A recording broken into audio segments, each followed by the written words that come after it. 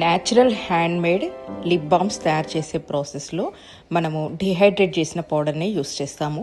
Beetroot పౌడర్ని colour లాగా use చేస్తాము. దీంట్లో మెయిన్ ఇంగ్రీడియంట్ మనకు కోకో బటర్, బీ వ్యాక్స్, ఇంకా షియా బటర్ ఇలాంటి వ్యాక్సెస్ని మనం యూస్ చేస్తాము. వీటిని మెల్ట్ చేసుకొని అందులో జోజోబా ఆయిల్, ఆల్మండ్ ఆయిల్ ఇంకా రిచ్నెస్ కోసం యాడ్ చేస్తాము. ఇందులో మనకు బీట్రూట్ పౌడర్ని ఒక పిగ్మెంట్ లాగా వాడతాము. మీకు ఎంత కలర్ అవసరమో దాన్ని బట్టి మీరు దీన్ని యాడ్ చేసుకోవచ్చు.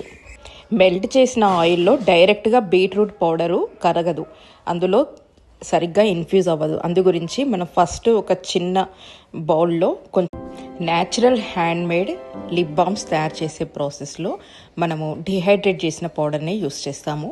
బీట్రూట్ పౌడర్ని కలర్ లాగా యూస్ చేస్తాము. దీంట్లో మెయిన్ ఇంగ్రీడియంట్ మనకు కోకో బటర్, బీ వ్యాక్స్, ఇంకా షియా బటర్ ఇలాంటి వ్యాక్సెస్ని మనం యూస్ చేస్తాము.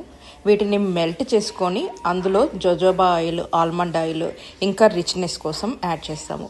ఇందులో మనకు బీట్రూట్ పౌడర్ని ఒక పిగ్మెంట్ లాగా వాడతాము. మీకు ఎంత కలర్ అవసరమో దాన్ని బట్టి మీరు దీన్ని యాడ్ చేసుకోవచ్చు.